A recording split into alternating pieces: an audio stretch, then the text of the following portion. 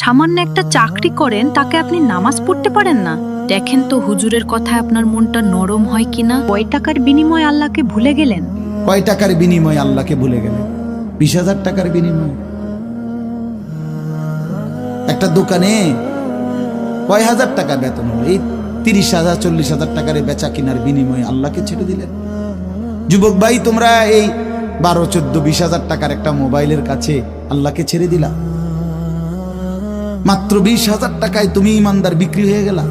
ছি ছি ছি, মোমেন তো এত কম দামে বেচা হয় না, এত অল্প দামে তো বেচা হইবার কথা না ভাই।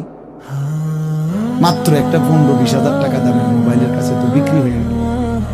নিজের ইমান, নিজের ইসলাম, নিজের আখিরাত, আল্লাহর সাথে সম্পর্ক, রাসূলের সাথে সম্পর্ক, ধর্মের সম্পর্ক, কোরআনের সম্পর্ক সব ছেড়ে দিলা, সব ভুলে গেলা। তুমি চেনো না আল্লাহ কি, রাসূল কি, আখিরাত কি।